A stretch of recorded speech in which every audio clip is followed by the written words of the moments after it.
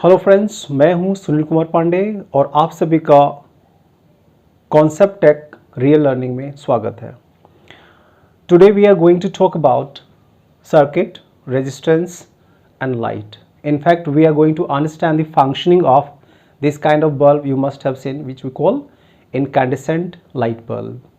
तो चलिए आज समझते हैं कि सबसे पहले कि लाइट का जो ये प्रोसेस होता है, जो हम बल्ब जलाते हैं, हमने बचपन से ये एक्सपेरिमेंट और ख़ास करके ये डायग्राम हमने देखा है जहाँ पर कि एक पावर सोर्स दिया हुआ रहता है, एक तरफ पॉजिटिवली चार्ज्ड और एक तरफ नेगेटिवली चार्ज्ड पार्ट होते हैं जिसमें कि ये इलेक्ट्रॉन्स फ्लो होता है।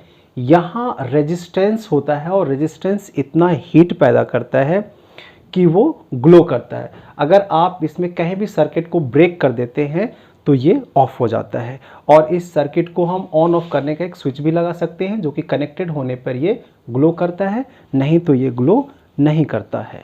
ठीक है, तो खास करके हम आज जो इनकैंडेसेंट लाइट बल्ब है उसके बारे में हम समझेंगे।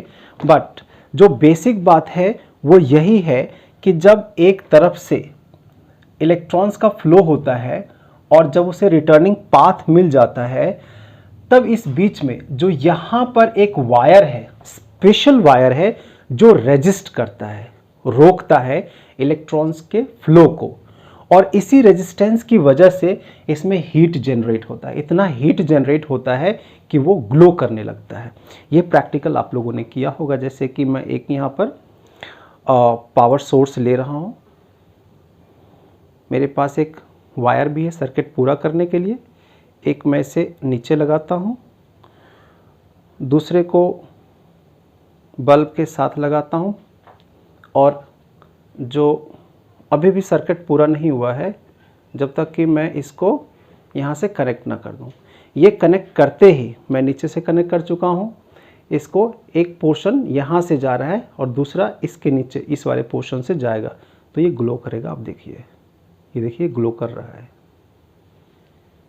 ये बहुत ही बेसिक बात है कि इलेक्ट्रॉन्स का फ्लो हो रहा है और इस बीच में रेजिस्टेंस हो रहा है। रेजिस्टेंस के लिए हमें स्पेशल वायर की ज़रूरत होती है। सर्किट पूरा होना चाहिए, इसमें जो पॉजिटिव के तरफ से जो फ्लो हो रहा है उसको एक रिटर्न पाथ फिर मिलना चाहिए। ये बहुत ही बेसिक बात है। अगर इसी चीज़ को हम बल्ब के साथ समझने की कोशिश करें, थोड़ा सा बड़ा करके हम इस चीज़ को समझेंगे। अभी जो मैंने एक्सपेरिमेंट किया है वो बहुत ही छोटे लेवल पर है, हम इसको बड़े लेवल पर समझेंगे और थोड़ी गहराई से समझेंगे।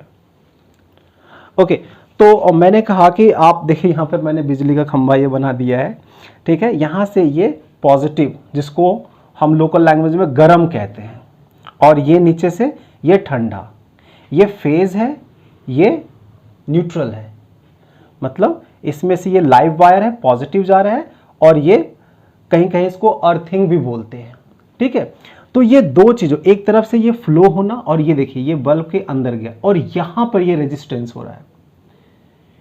ये रेजिस्टेंस जरूरी है, ये रेजिस्ट होने के बाद रेजिस्ट कर रहा है, फिर भी ये फ्लो यहाँ पर ये होता रहता है। ये रेजिस्टेंस इतना ज़्यादा होता है कि ये ग्लो करने लग जाता है। इतना ग्लो करता है कि आपने देखा अभी कि ये कितनी लाइट इससे आ रहे थे।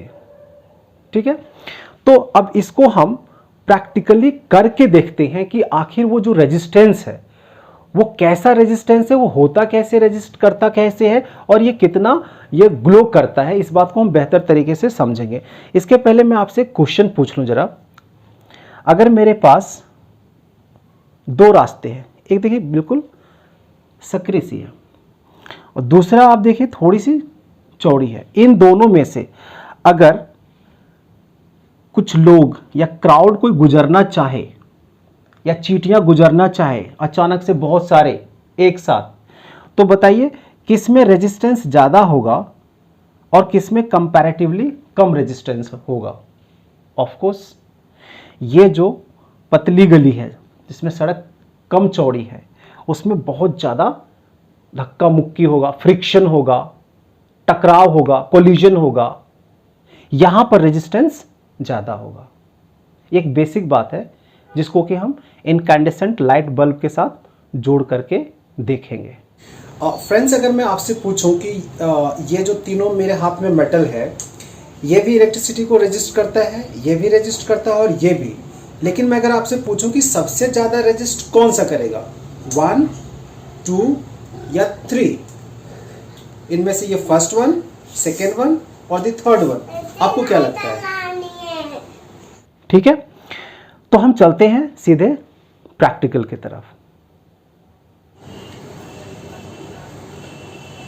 हेलो फ्रेंड्स, तो यहाँ पर हम एक प्रैक्टिकल करने जा रहे हैं जिसमें कि आप देखोगे कि इसमें एक तरफ से करंट फ्लो हो रहा होगा और एक तरफ से जब रिटर्न पाथ इसको मिलेगा, ये कितना रेजिस्ट करता है इलेक्ट्रिसिटी को और ये कितना टाइम लेता है गर्म होने में।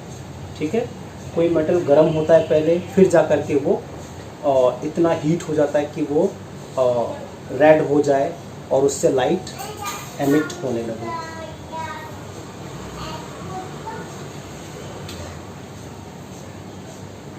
फिलहाल अभी ये बिल्कुल गर्म नहीं है, आप देख सकते हैं।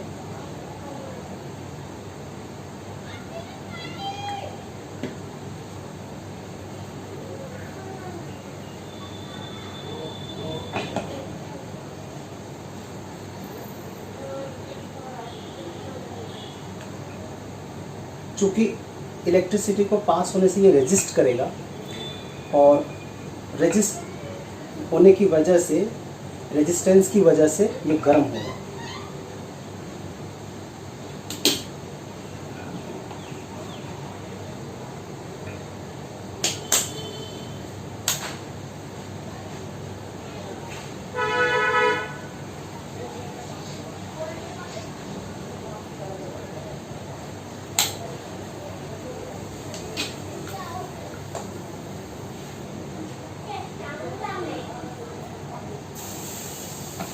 आप देख सकते हैं ये वेपर उठता हुआ।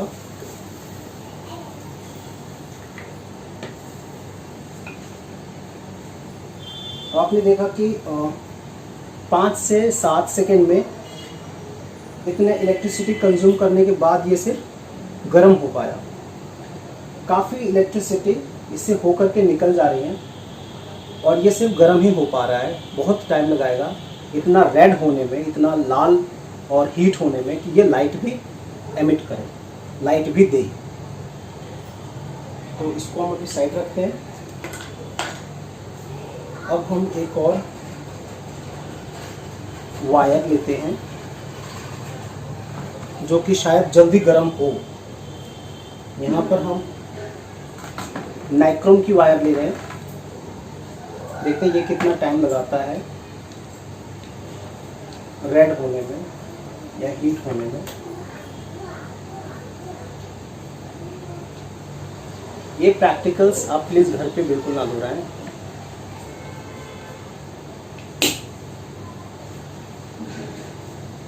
रेडी स्टेडी गो। आपने देखा होगा ये धुआं सा उठ गया, ये धुआं उठता सा आपने देखा होगा अभी। और ये देखो कितना जल्दी ये रेड हो रहा है। ठीक है, आपने भी देखा होगा कि सिर्फ 2 से 3 सेकंड में ये इतना रेड हो जा रहा है कि इससे लाइट भी एमिट हो। बट क्या इससे भी काम नहीं चला कि हमें कुछ और चाहिए था। इसके साथ ये प्रॉब्लम फिर भी आ रहा था कि ये इतना रेड नहीं हो रहा था कि लाइट, बहुत ज़्यादा लाइट दे पाए, जैसा कि हम नेक्स्ट मेटल के साथ अभी देखेंगे। तो एक बार इसको फिर से देख लीजिए कितना सेकेंड ये लेता है।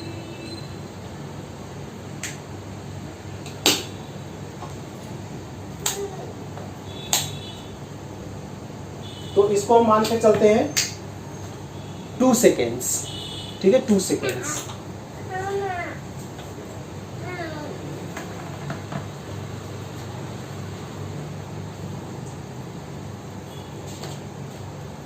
अब हम,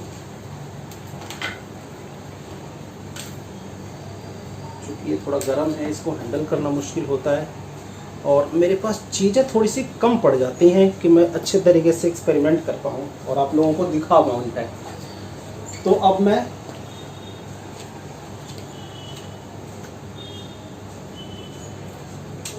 थर्ड मेटल लेकर के आप लोग के सामने आ रहा हूँ, और फिर आप लोग बताना। अब जहां पर आपने देखा था एक ये भी रजिस्ट कर रहा था, अब मैं बल्ब की बात कर रहा हूँ, शायद मैं विजिबल हूँ या नहीं हूँ। हाँ, तो मैं यहाँ भी इलेक्ट्रिसिटी पास होने में ये रेजिस्ट कर रहा था, बट इतना रेजिस्ट नहीं कर रहा था कि ये हीट हो जाए और इतना हीट होके लाल हो जाए कि ये लाइट इमिट करे। फिर हमने नाइक्रोम वायर लिया, जो हीट तो बहुत जल्दी हो रहा था, रेड भी हो रहा था, लेकिन इतना भी नहीं कि लाइट दे सके। अब हम थर्ड मेटल ले रहे हैं, ये भी रेजिस्ट ही करेगा। इसके अंदर जो टंगस्टन है, फिलामेंट जिसको कहते हैं, जो टंगस्टन मेटल का बना हुआ है, ये भी रेजिस्ट करेगा। देखना है कि कितना जल्दी ये रेजिस्ट करता है, और रेजिस्ट करके कितना ज़्यादा ये रेड हो जाता है कि लाइट दे, और कितनी लाइट हमें मिलती है ये हम देखते हैं। आप एक बार ये फिलामेंट देख लीजिए, ये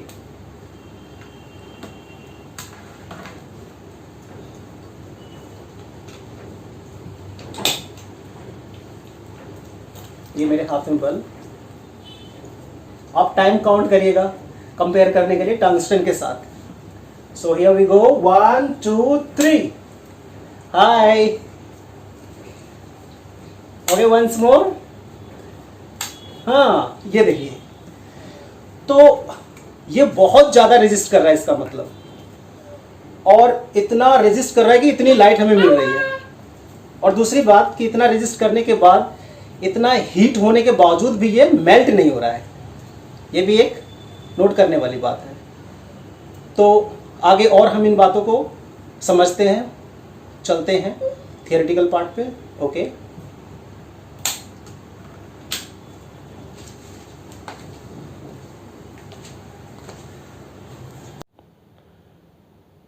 अभी अभी आपने देखा कि जो 3 तरह के वायर मैंने वहां पर दिखाए हैं, जिसमें कि एक में कम रेजिस्टेंस हो रहा है, दूसरे में रेजिस्टेंस हो रहा है, तीसरे में बहुत ज़्यादा हो रहा है।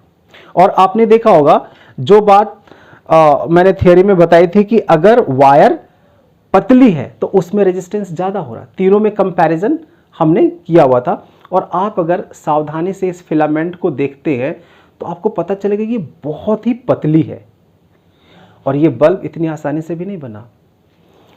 इसके बनाने में काफ़ी मेहनत, काफ़ी टाइम लगा है, क्योंकि ये जो अंदर ये फिलामेंट है जो ग्लो होता है, वो एक स्पेशल मेटल का बना हुआ जिसमें टंगस्टन हम कहते हैं। और टंगस्टन मतलब हमें एक ऐसा मेटल चाहिए था जो कि बहुत ज़्यादा हीट होने के बाद भी मेल्ट ना हो। दूसरी बात, इस बल्ब के फंक्शनिंग को समझने में आपको यह भी समझना पड़ेगा कि इसके अंदर इनर्ट गैस डाला जाता है। अगर इसमें ऑक्सीजन डाल दिया जाए, हम मूवी करके देखेंगे, अगर इसके अंदर टंगस्टन को ऑक्सीजन मिल जाए जो कि इनफ्लेमेबल गैस है, तो टंगस्टन को पूरा ही जला देगा, वो पूरा बिल्कुल गल जाएगा, मेल्ट हो जाएगा। इन सारी चीज़ों को हम समझेंगे। इसके अंदर आर्गन डला हुआ है जो कि एक इनर्ट गैस है, बट ये इसको मेल्ट नहीं करता है, ऑक्सीडेशन नहीं होने देता है हमारे फिलामेंट को, जो कि टंगस्टन का बना हुआ है।